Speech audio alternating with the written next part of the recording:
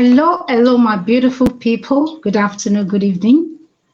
Whichever time you're watching, wherever you're watching from, welcome to RMT, where it is sizzling hot, interactive, and transforming.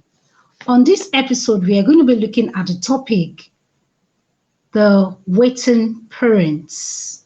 The waiting parents. And we're going to be looking at the management, the consequences, and the effects, psychological, social effects on the waiting couple in the society. And the essence of this episode is to encourage as many that are waiting on God for the fruit of the womb in their marriage. And in the studio with me, I have my co-hosts. With me is Dr. Samuel. Welcome, Dr. Samuel. Thank you very much. Good evening, everyone. And also in the studio is Mr. Oluwalere. You're welcome, sir.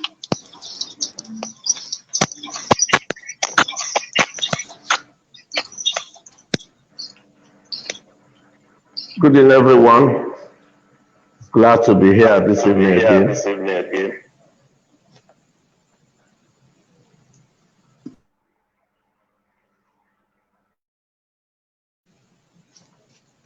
Good evening, sir. So the topic, the waiting parents. We have our co-hosts. We are going to look at a lot of issues that affect the waiting parents. Yeah, I'm going to start with Dr. Samuel. Dr. Samuel is a specialist obstetrician gynecologist. So he is a professional, a specialist in these aspects. What are the possible causes of infertility? Thank you very much. Yeah.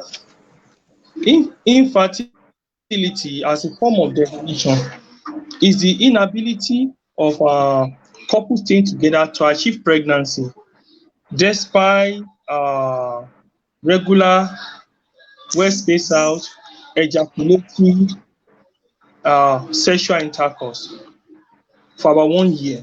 So if couple have been staying together, they've been having regular sexual intercourse, planning towards getting children,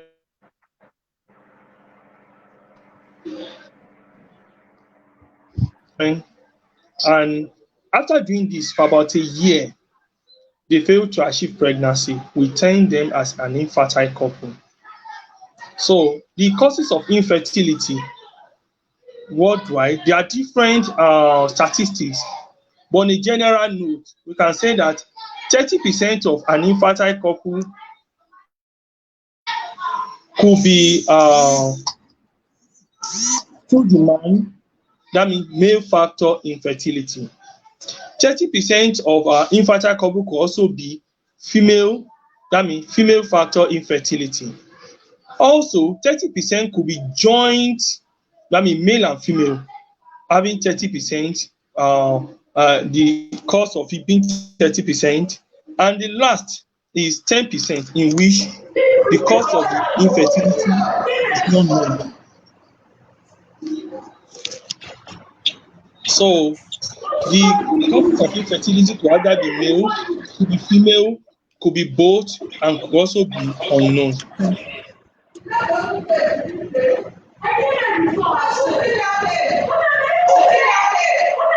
Thank you so much, sir.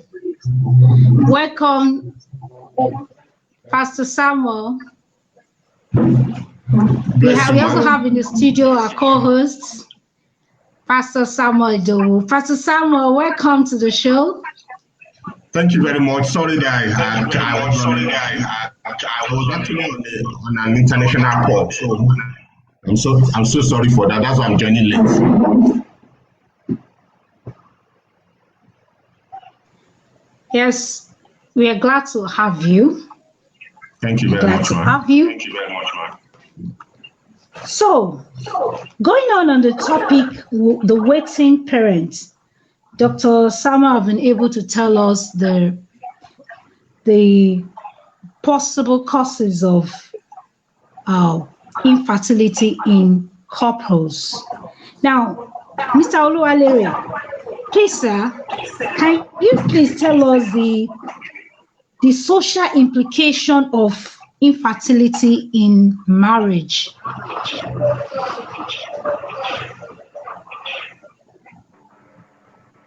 Thank you very much. The social cause of infertility in marriage could be many. One of them could be people looking at them as, well, these people, what could have happened, they are unable to produce, and see many families tending towards the cause of asking the male to look for another wife. Because you discover in African setting, most of the time when there is this issue of infertility, family tends to look at it as if the problem is from the male side. So the implication is that family mounting prayer on the man to look elsewhere. And that could be very damaging, because in some instances, if the home is a spiritual one, the family, both the husband and the wife, may not want to go for another option. So they would rather prefer to wait for the appointed time from the Lord. But in some families, the families will mount prayer by saying, no, the fault is from the woman, you will have to go and look for another wife. Or the family trying to bring in the issue of going to the herbalist to test the reason for such. And they want to advise for such person to go for maybe some drugs that the spiritual aspect may not want to support. So if there is unity in the home, and maybe the husband and the wife are the type that rather prefer to wait for the appointed time from the Lord, that could be a kind of problem. But if it's a family that is not spiritual, well, the husband may even decide to go out, and the implication may be massive. So in most instances, if it's spiritual, they would rather prefer to wait for the appointed time, no matter the number of years it might take. But the implication is, even the family at times, when the one husband wants to talk, people look down on him. Or the wife at times, the mother-in-law will say, you stand up, just shut up, you are an unproductive person. And that could cause emotional damage to the woman. So those are the social implications of infertility. Thank you.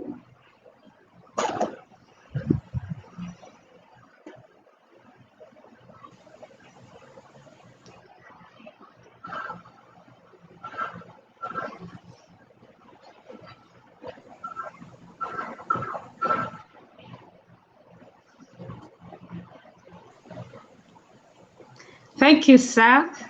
Yes, I'm going to go to Pastor Samuel. Pastor Samuel, what could be the psychological implication of infertility to the couples who are waiting on the Lord for the fruit of the womb? Thank you very much, host. You want to talk about psychological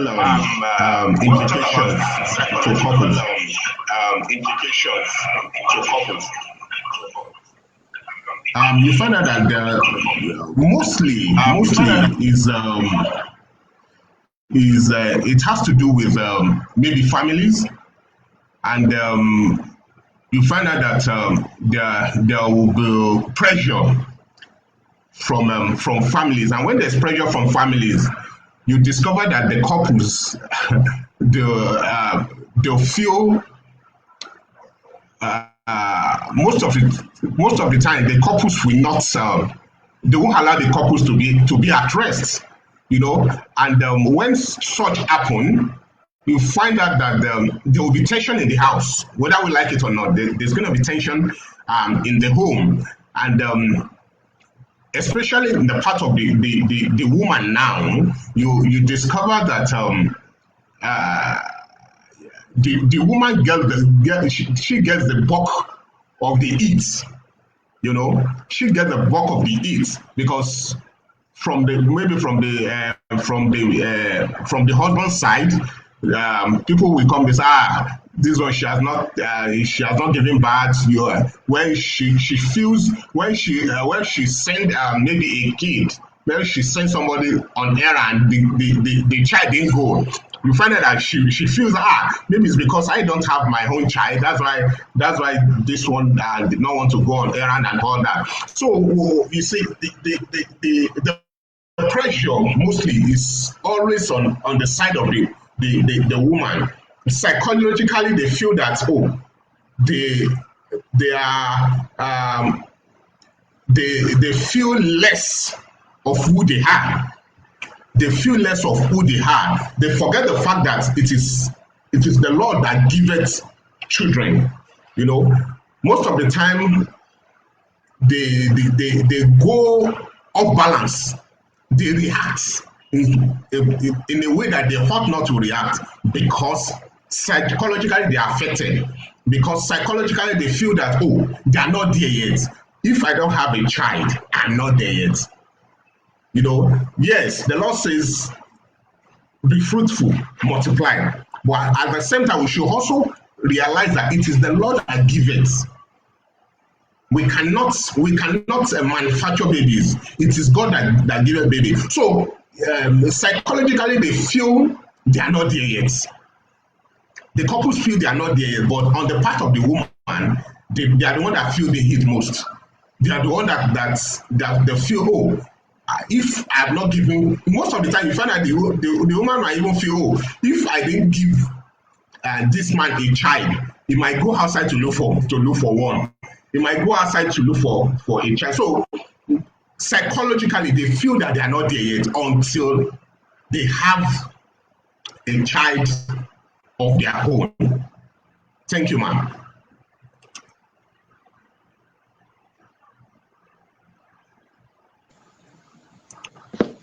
Thank you very much, sir. I'm going to go to Dr. Samuel. For couples that are waiting, how and where can they get the right information that can help them and get the right treatment? Thank you very much. For waiting couples, I would like to say that infertility could be a distressing problem to a couple. And it's a couple problem, it's not a woman's problem. In a couple living in a society where bearing children or procreation has high premium, everybody expects you to give back to children. And if you don't do this, they see you as if you are not fulfilling your obligation.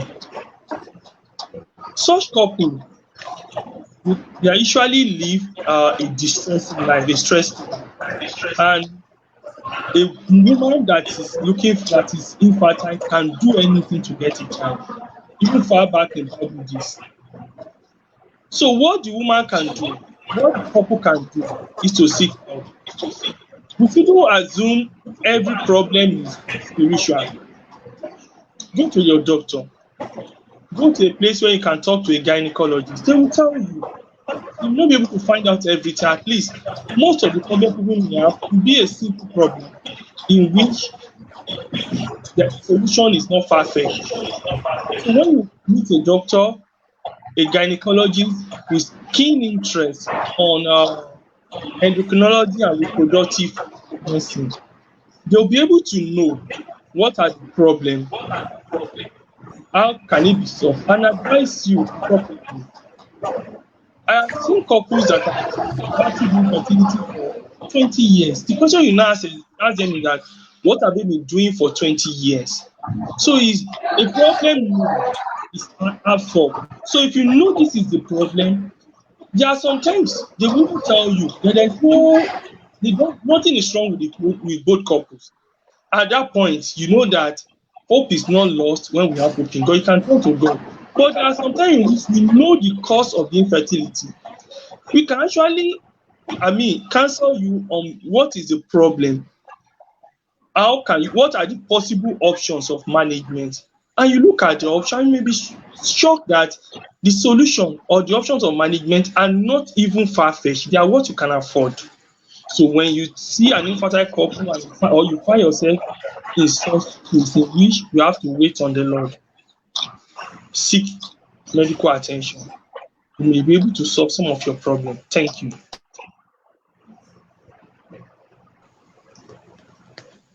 Thank you so much, sir.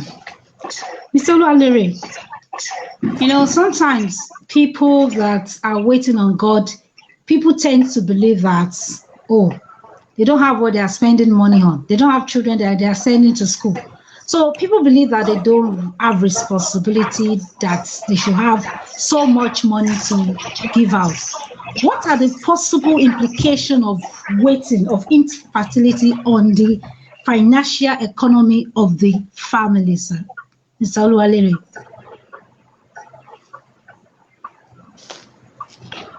Thank you. The fact that a couple has not gotten an issue does not really mean they don't have responsibility. There are some couples that have not even gotten an issue and their responsibility is even more than someone who have 2, 3, 4 issues. Depending on the role you play in the family, in your extended setting. So the fact that you don't have an issue does not really mean you don't have responsibility. You may have, and you may not have. So the implications, the economic implication is depending on the role you play in the family. There are some families that it is the husband and wife alone, irrespective of whether they have issues or not. They believe it is myself and my wife and my children. So for such situations, for those who don't have issues, where the economic implications may be minimal because they don't really have a child they are financing or they are spending money on. But you discover there are some, even when they have children, they still have extended ones they take care of. And besides that, you discover that there are even some, whether they have children or not, they still take people in their environment as part of their families. So they play an economic importance in the lives of those ones. So you discover that a couple that is married, that don't have children, that have the role they play for other families, then you still discover that they still have a lot of challenges economically. But for those ones that are limited, that it is me and my wife alone, and if they don't have children, then you discover maybe the economic challenges might really be minimal. So it all depends on the role you play. You play a role as someone who does not limit himself to his nuclear setting alone. So for those ones, there will be of economic importance to other families or other extended families or people around them or people in the church or people that they take as if they are their families. But for those who limit it to myself and my wife alone, well, their own economic challenges might likely be minimal. I think that's what I would say for now. Thank you. Thank you. Thank you so much, sir. Pastor Samuel. Yes, ma'am. Well, do you think that the management of infertility on its own can affect the economy of the family, aside from their responsibility to other members of the extended family?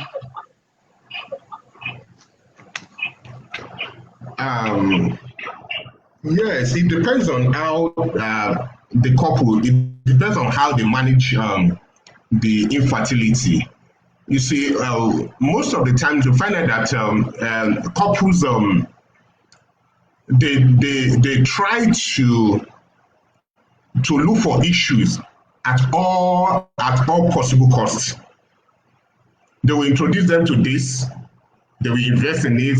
Oh, they find out that it's not working. They will introduce them to this. They will invest in it. They find out that it's not working. They will go. Somebody will say, there's somebody there. There's maybe a gynecologist there. Is very good. They can do this. Guy. Oh, okay, go and do this. Go and do all that. They invest in it. At the end of the day, maybe nothing is happening. Somebody will say, okay, why don't you try this? They try that.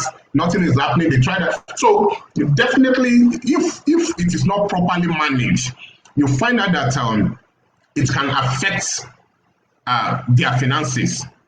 It can affect their finances. So it depends on how they manage it. It depends on the kind of faith that they have. If they believe, whether I go for this or not, this. Let me do the basic test I need to do.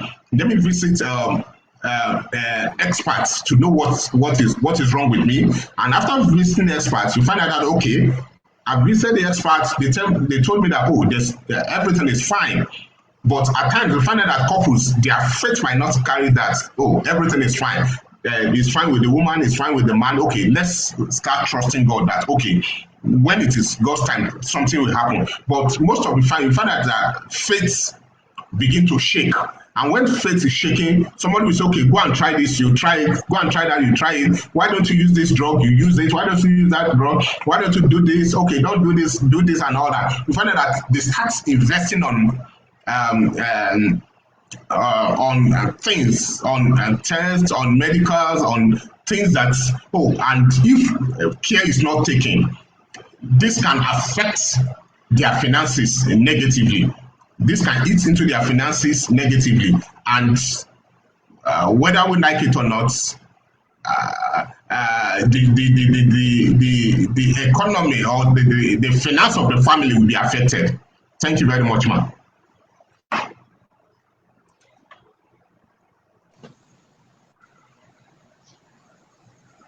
Thank you so much, sir. I'm going to Dr. Salmon. He's a specialist there. At what point do couples consider assisted reproduction? And what are the possible options available for them? Thank you very much. Well, there is no time that one cannot consider assisted reproduction. Assisted reproduction, it depends on the cause of the infertility. For instance, are we dealing with male factor infertility, female factor infertility, combined infertility, or unknown? We consider the assisted reproduction come up to help people that cannot get pregnant spontaneously, because we have to know what is the cause of this infertility before we know what to do. I talked about it before that we need to know the cause of the infertility. For instance, a woman had tuber blockage. We will not be wasting our time. We will have cancelled you on time for assisted reproductive technology like in vitro fertilization, because it was originally designed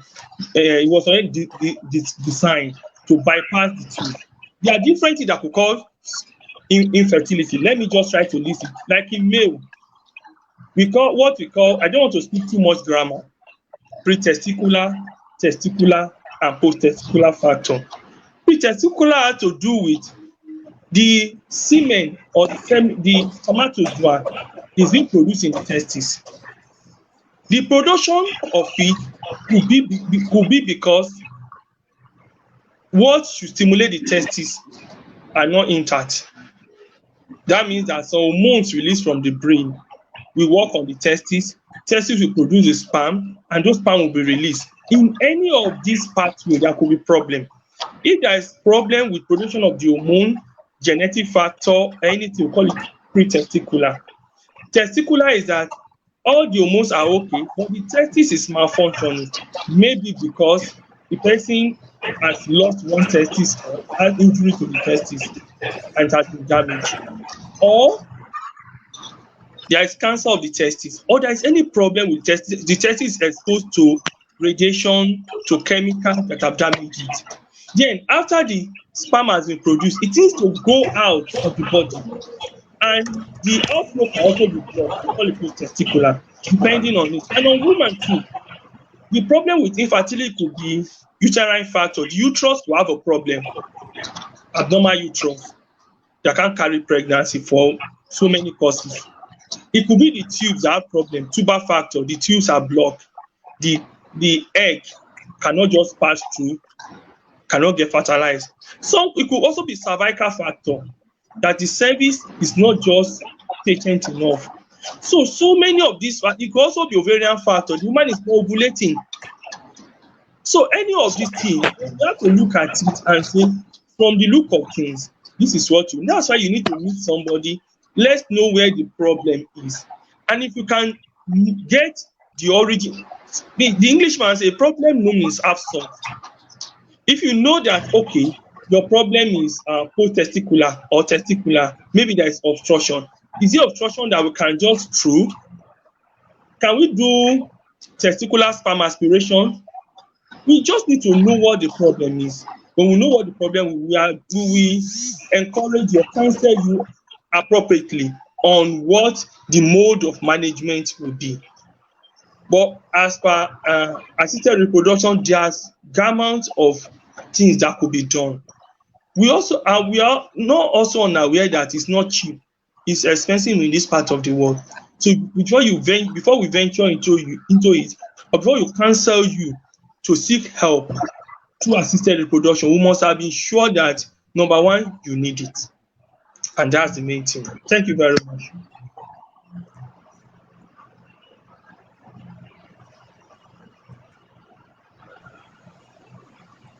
Thank you so much, sir. I also wanted to let us know those possible options for assisted reproduction.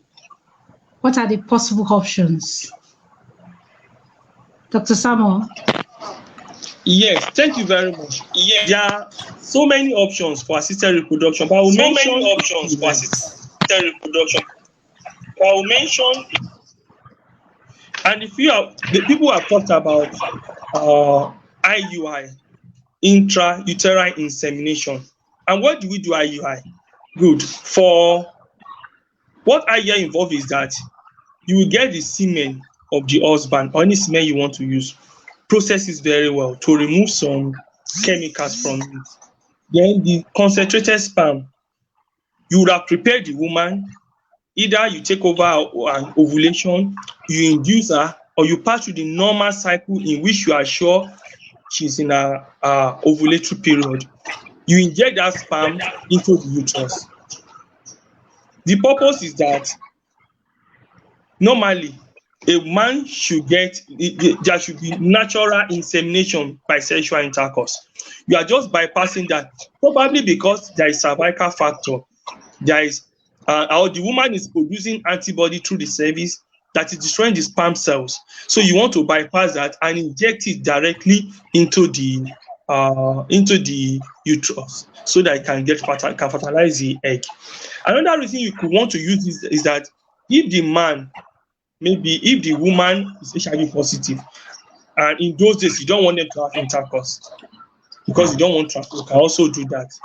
Then we have what we call the in vitro fertilization. In vitro fertilization, in vitro means that out of the body.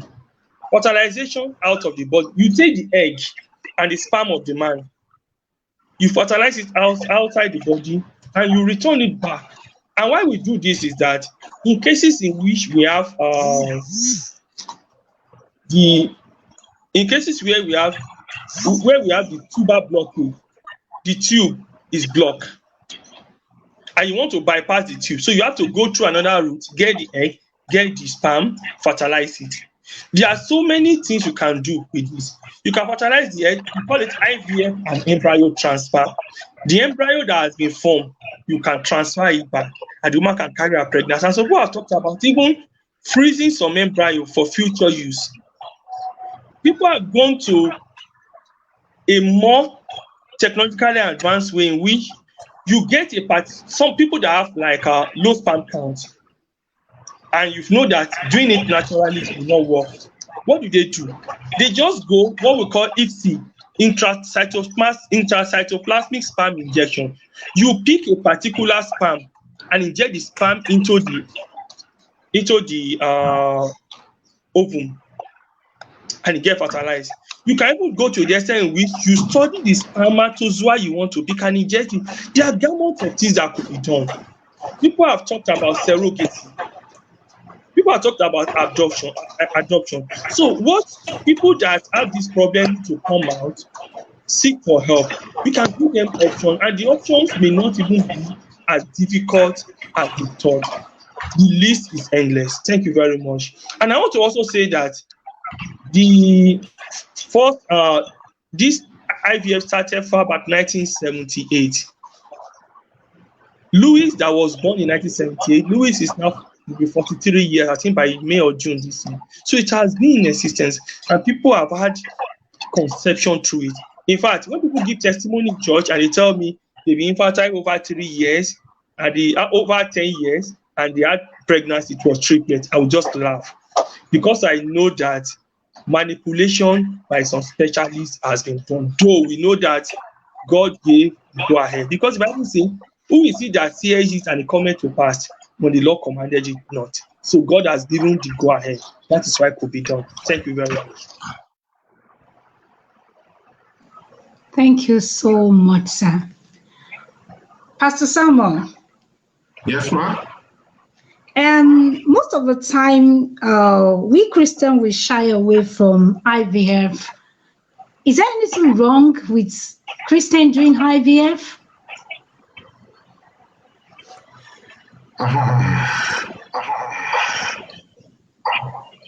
Thank you very much, ma'am. For me, I don't think there's anything wrong. For me, I don't think there's anything wrong. If the medical practitioners can advise that one should do it, for me, I don't really think there's anything wrong. As long as it's not against your faith, it's not contrary to your belief, it's fine. So for me, if it's like you are asking if is there anything wrong for you to use anti-malaria, if the doctor advises that you should use it when you have malaria. So if your faith, if it's not against your faith, for me, there's nothing wrong, man. Thank you very much. Thank you so much, sir. Mr. Oluwalere, why couples are waiting for their own baby? Should they consider adoption? Should couples consider adoption while expecting their own baby? Thank you very much for that question. Should the couple consider adoption when expecting their babies? It depends on the angle. Spiritually, if they have strong faith, I see no reason why they should go for adoption.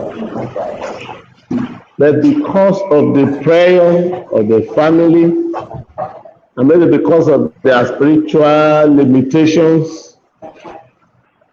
because of their little faith, well, they might go for adoption. Then before you go for adoption, you look at so many things. Supposing you go for adoption now and within a year, God now answer your prayer, what becomes of the child that you have adopted?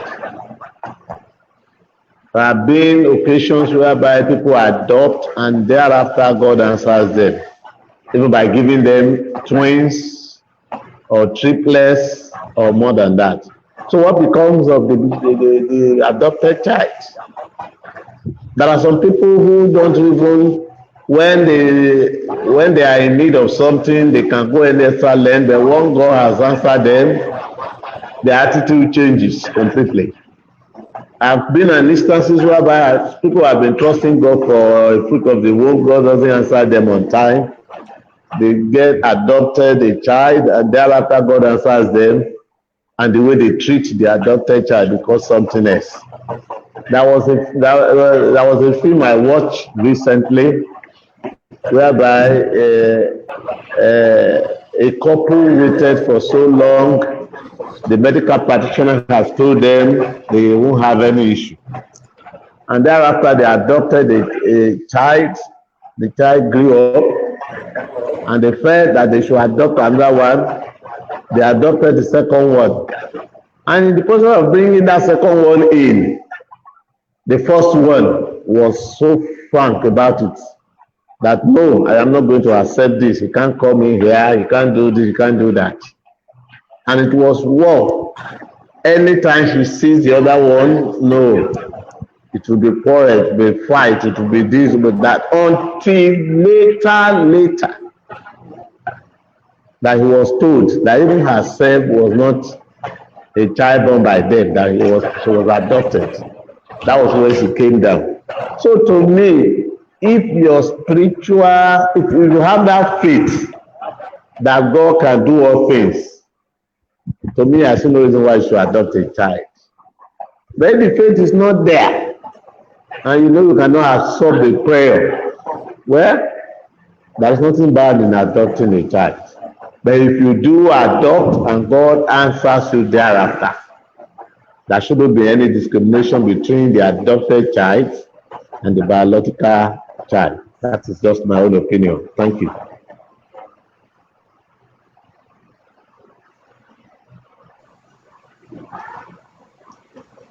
Doctor, thank you so much, sir. I'll go to Pastor Samuel. Yeah. Adoption. Does it mean lack of faith?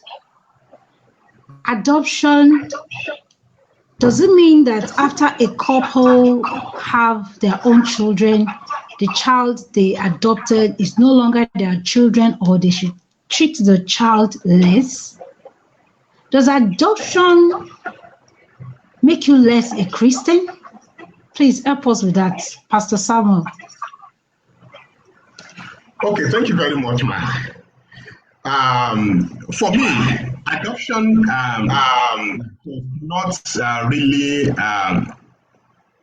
does not really mean that the couple they lack faith. Actually, for me, even if you have your own biological children, there's nothing wrong if you adopt and you know that you have the capacity to take care of more children. There's nothing wrong in adopting a child and give them and take care of them. For me, it is not really lack of faith, but as Mr. Luale has rightly said,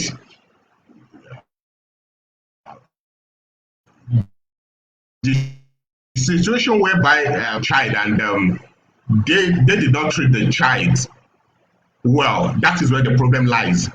But adopting a child doesn't really mean that they lack faith. Doesn't really mean they lack faith. If you adopt a child, it means you have the capacity of taking care of that child, and you are helping somebody with what God has blessed you with. So even if you have your own children, that doesn't mean, if you have capacity, that doesn't mean you cannot adopt a child. You can still adopt and take care of them together, and they won't even know the difference between them. It means you are helping don't forget that it is God that created these children too. It is God that created them. They are just in a situation that they needed somebody to lift them up, to help them, to stretch a helping hand to them.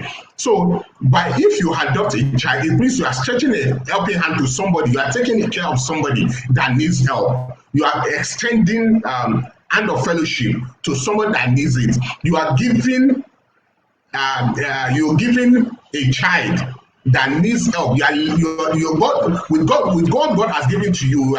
You're helping. You are lifting up. You are lifting up somebody. That's what it means. So there's nothing wrong if a Christian adopts a child. There's nothing wrong actually. If a Christian, the most important thing is that make sure you treat the child. You give the child good treatment. You treat the child like your own biological children. So that is what it means. It doesn't really mean that they lack faith. Even if they don't have their own child, they go into adoption. It doesn't mean they don't have to. It doesn't mean they think God cannot do it again. But most of couples, they do that because they needed somebody. Maybe the wife needed somebody to be with her, to talking to her. She needed somebody to be taken care of and all that, to be sent an errand and all that. The way you can take care of your own children, you need somebody to be taken care of. You need somebody that when you are going out, you hold. You need a child that when you're going out. Some people, because of their love for children, that is why they adopt. Not because they don't have faith, but because of their love for children. They love children, so they adopt. They want to take care. They just feel that, God has given me, God has blessed me, God has given me the capacity to do it. Let me do it. Let me stretch up from what God has given unto me. Let me give back to Him in a way. And one of the ways that you can do that is to lift somebody up. So even if God has not given them their own biological children, if God has not given them their own biological child or children, as the case may be, they can adopt. And when God gives them, then they train them together. So as a Christian, there's nothing wrong if a Christian, if you have the capacity of taking care of the child, there's nothing wrong. We adopt and we take care of them, and they become something in life, and we'll be proud that, God has given the capacity, and this is what I can give back to Him. Thank you very much, ma'am. Thank you so much, sir. Dr. Samuel, is there any possibility that adoption can actually bring down the anxiety level of waiting parents? Is there any possibility that it could help them? Probably we've had cases from family that it is after adoption that they had their own children. Is there a possibility that it was because they had an adopted child, so at that time they had some certain level of peace, the anxiety is reduced?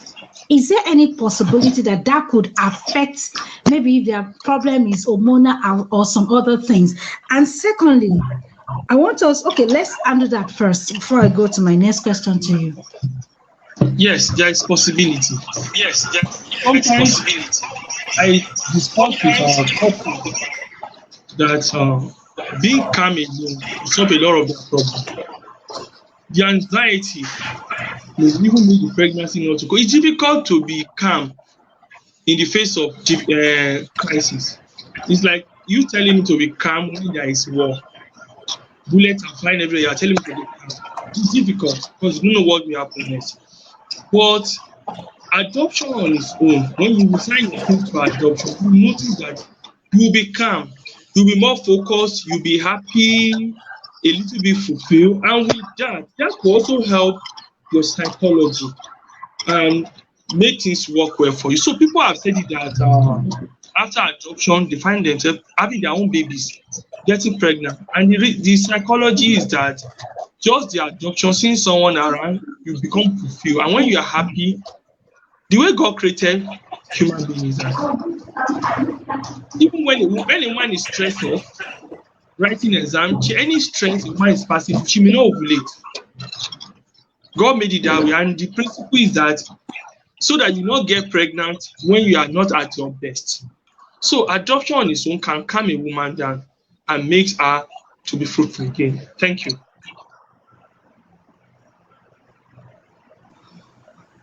Thank you so much, sir. So my next question to you, sir, Dr. Samuel, is that what are the misconceptions of assisted reproduction with regards to medicine, with regards to our faith?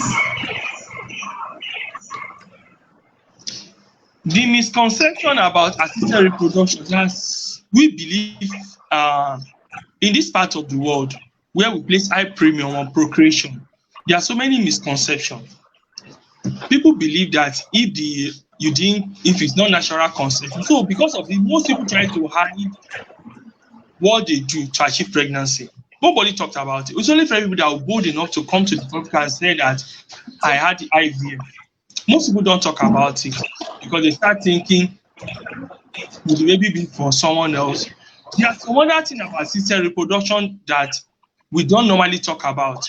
And things like egg donor, sperm donor, and all those things. We don't talk about them. So when you tell someone you are going for assisted reproduction, the person starts thinking that, is it really your child? When it comes to sperm donor, they don't know how the child came. They start looking at the child and start wondering, does it look like you? And all this. So we place high premium on conception. Because of this, you can't blame people that want to hide their identity, that want to hide what they did to achieve pregnancy. There are so many misconceptions. Just have to let people know that either you carry your pregnancy through natural conception, assisted conception, artificial, any other thing, the baby has been given birth to, and God is involved in procreation. Thank you.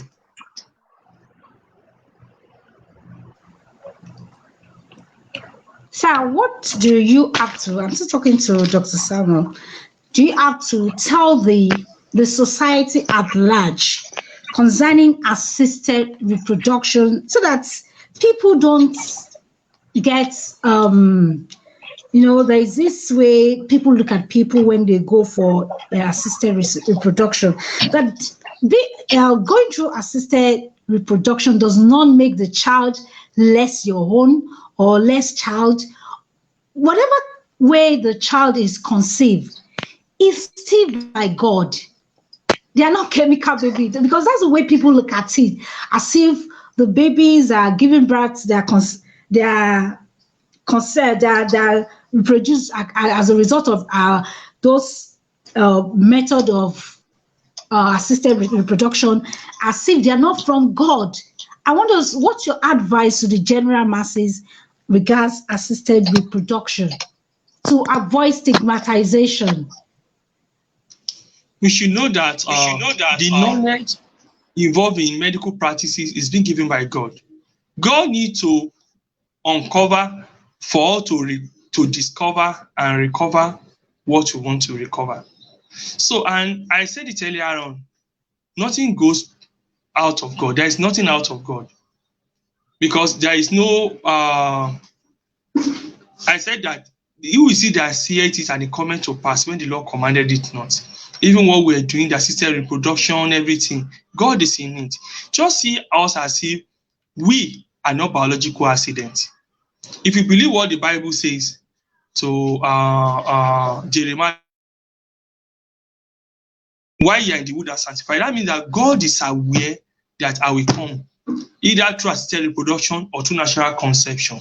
So we shouldn't look as if because so many people think assisted reproduction, we are taking away the work of God. No, God has given us, God is delegating us to do that work. The same way God is delegating pastors to preach to people.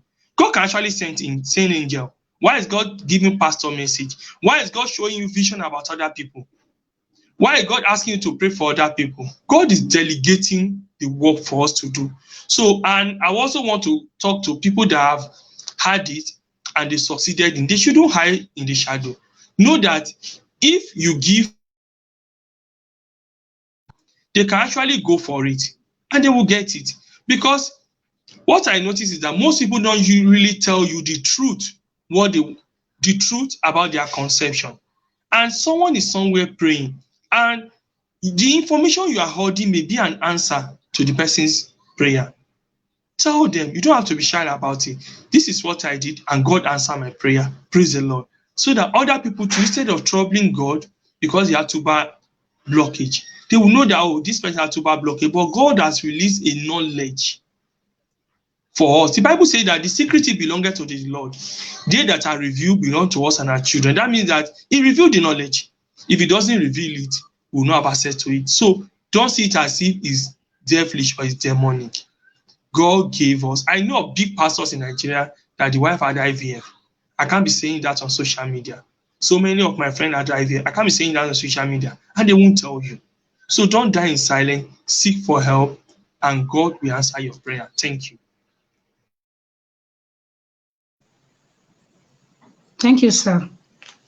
Pastor Samuel, please, sir, in some cases in church, maybe a couple have been waiting on God for the past 20, 25 years, and they come to church to give thanks to God that, oh, thank God, after 25 years, after 20 years, after 15 years, after 10 years, after 5 years, God has answered us.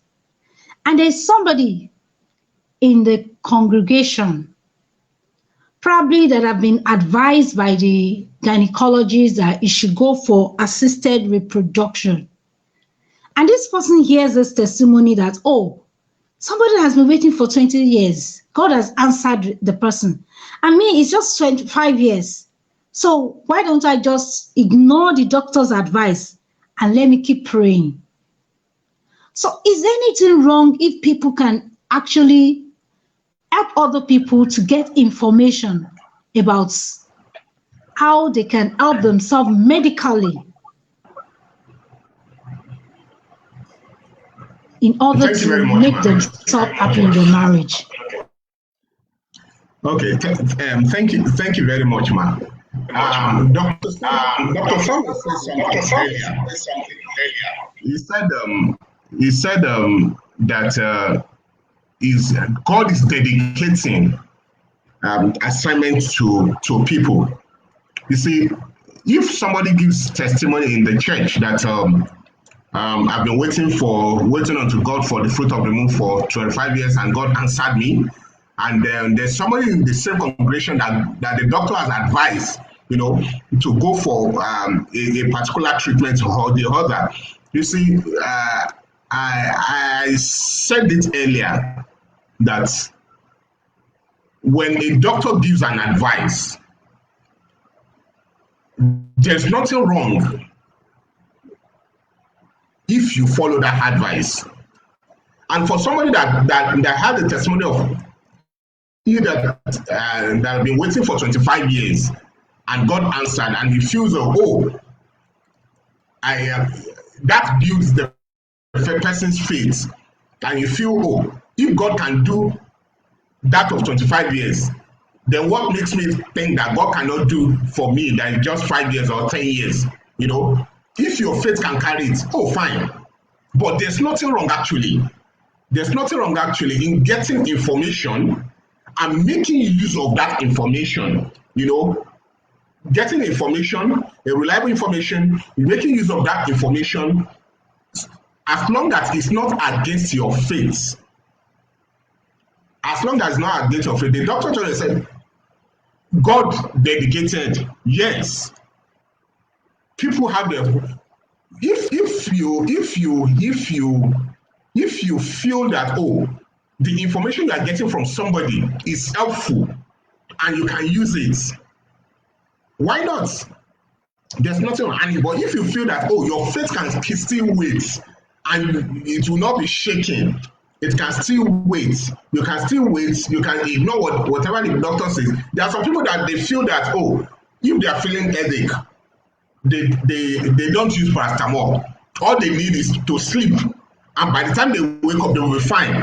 And there are some people that if they use paracetamol, they know that if they use paracetamol, even if they don't sleep, they will be fine. So you actually go for what works for you. You do what works for you. Getting information from somebody and making use of that information, there's nothing wrong with it, as long as the information is not against your faith. So there's nothing wrong with it. If you get the information and it works for you, yeah, use it, and you can also pass information to someone else that needs the information. So getting information and making use of the information there's nothing wrong with it. There's nothing wrong with it. And but if you feel your faith can still carry it, then you can continue to use your faith. Thank you very much, man.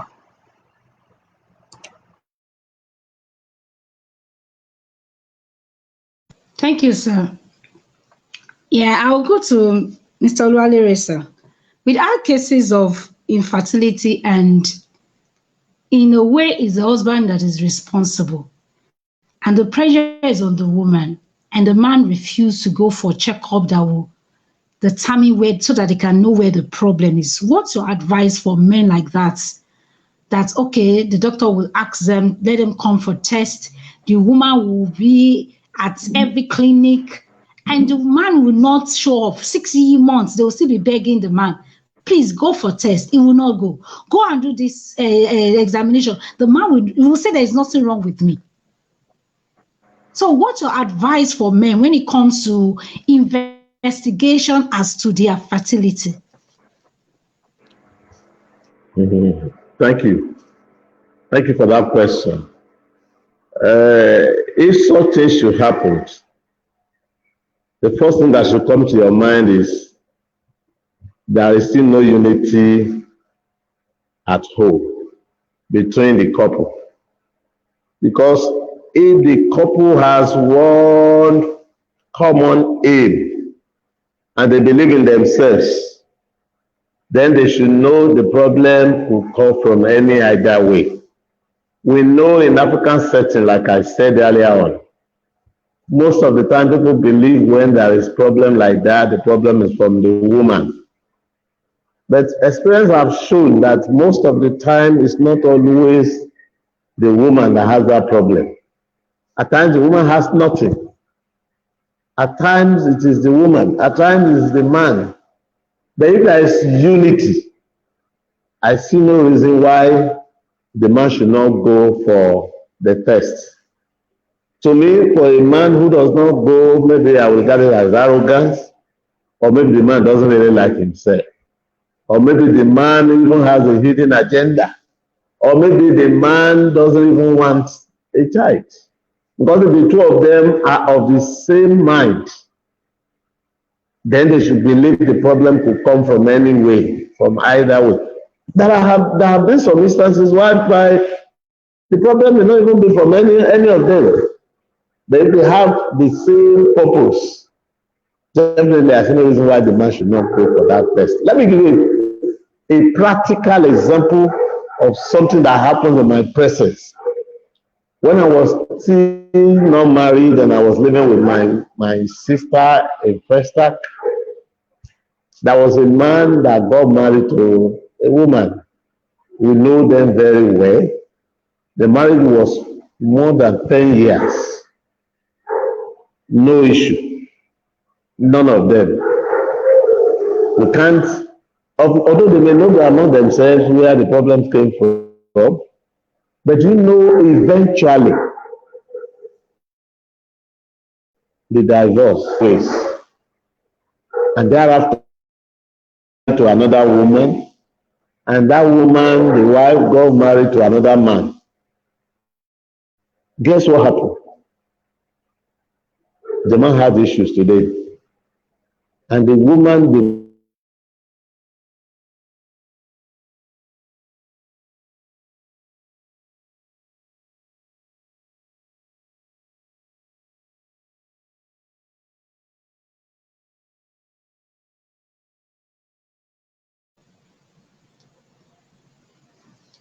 It's like his line is frozen there. So I'll quickly Was the My last problem from the question man? before we finally round up to Was the problem from the Dr. man or from the Okay. woman? So thank you. So I'll direct my final question before we give our final words to Dr. Samuel, that, in most cases, the causes of infertility in some couple could be as a result of distance. So what are the possible help that regular sex could be? What help could it be to couples that are waiting? Could it be of help in any way? Regular sex. There are times in which couples stay apart. I'm about to talk to a woman that within so time and so time you have to be with your husband. There's a way we can calculate ovulation period, fertile period. And when I know your fertile period, I'll give you a calendar. We'll sit down together, we'll calculate it so that at so time you have to be with your husband. There is no controversy about that. So for couples that are staying apart, I will notice that they are not having adequate sexual exposure, and that has been the cause of their infertility. We have to give them calendar. And some of them, they follow it, their fertile period, God helping them, God helping us, they can achieve pregnancy.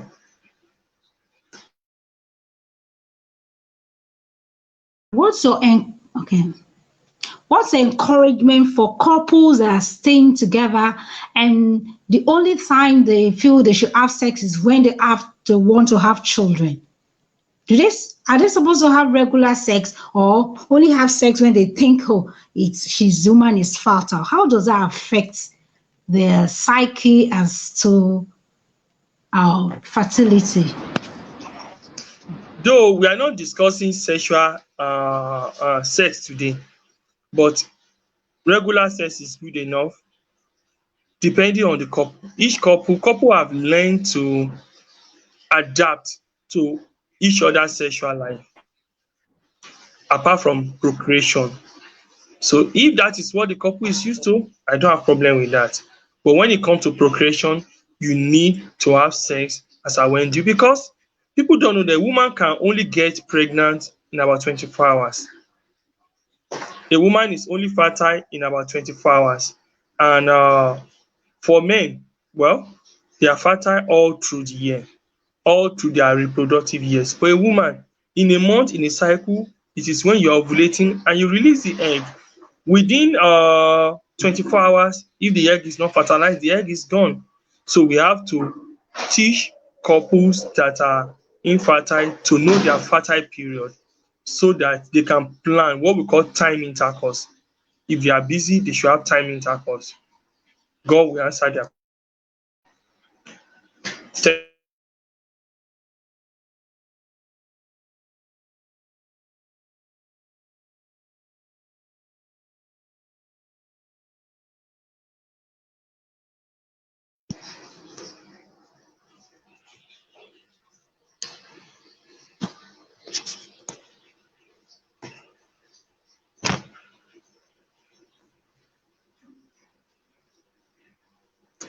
Hello, we are through. I'm through with the question.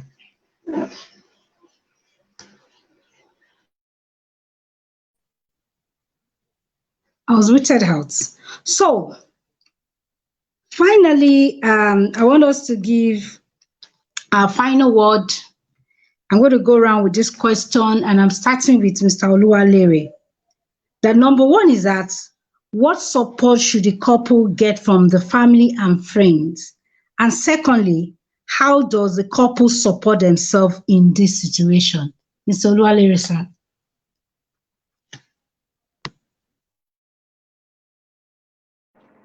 Well, the questions are two, Abby.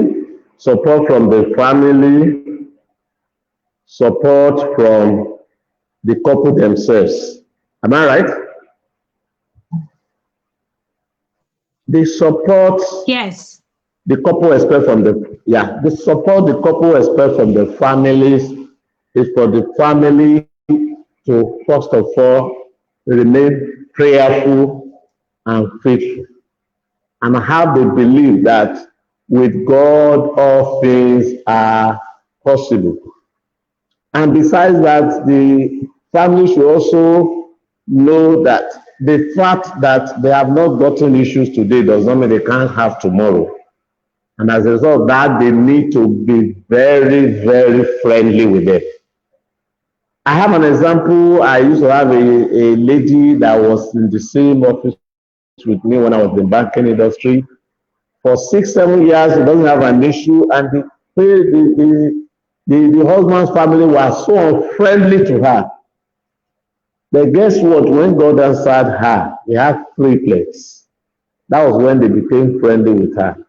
It shouldn't be so. They should know the fact that the God answers them on time does not mean they are perfect, or does not mean that God is biased or partial. So they should remain friendly to the couple. Then from the couple themselves, they should be prayerful. They should live in harmony. You know, when there is division in family, you give the devil the opportunity to come in. You say when there is no crack in the wall, it becomes absolutely difficult for the lizards to come in. It is only when there is crack. So they should remain united. They should remain friendly. They should have one purpose. And they should trust God. That's the one I can say for now. Thank you very much.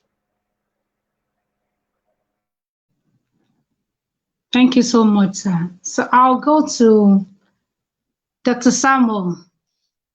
What are the supports that should the couple get from the family, from friends, and what support should they give themselves in a situation like this? Dr. Samuel? Yes. For infertile couple, they should see the problem as problem of the couple and stop pointing accusing fingers. The purpose of marriage is for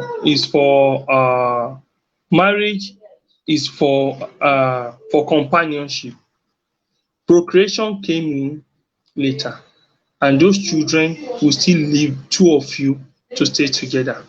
So if you make it, I know it's an important issue in this part of the world, but if you make it the main issue, it could be distressing.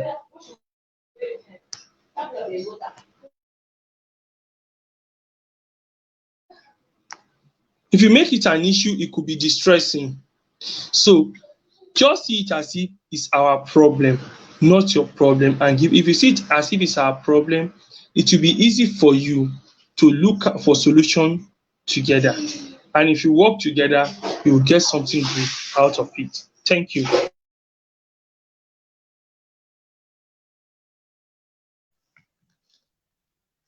Thank you so much, Sarah. Now, finally, your final words. Pastor Samuel, considering the God factor, what are the supports they expect from family, friends, and themselves, considering the God factor? Thank you very much, ma'am. Prayer from the family. The family is supposed to continue to pray for them, to know that it is God that gives children. You know, it is God that gives children. Continue to pray for them, pray with them, encourage them to continue to help them to build their faith. That no matter what, God is still on their side. And from the couple too, they should try and pray together, encourage each other, stay by each other, that they should believe that, God is still in the business of answering their prayers. You know, by the time they have all these things in mind, you know, there won't be issue. Because if you continue to build your faith to know that, yes, God is still with us, God will still answer us. He can still answer us. He will still answer us, And the pressure from the family, from the friends, if there's no pressure from the family, if there's no pressure from friends, if they continue to pray with them, to encourage them, it makes things easy for the couples. And the couple should try as much as possible to hold on to their faith, to encourage each other, to believe that yes, God can do it. By so doing, they won't have issue. Thank you very much, ma'am.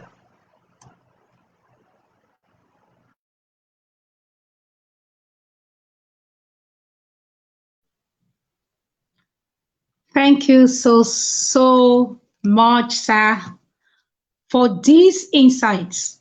I want to appreciate you for the insight on this issue. We are glad, and I want to believe that people are encouraged to pray, to increase their faith in God, to believe in God, that with God all things are possible, and also that where there is need to seek information, where there is need to seek help, they should not hesitate to do so. On this note, we are going to close on this episode, and we hope to see you on another episode of Real Men's Talk. So thank you for watching, and do have a wonderful weekend. And don't forget to share, tag people, and the Lord bless you. And as many that are looking unto God for this wonderful bundle of joy, I believe and I pray that God will answer your prayer and give you that smile that you have been waiting and believing God for. I know that He's able to do all things more than we can ever imagine. And I believe and I pray that God will answer all our prayers in Jesus' name. So have a wonderful time. So we'll see you again in another episode. Bye for now. Bye. Thank you very much, ma'am. I appreciate it, ma'am. Thank you.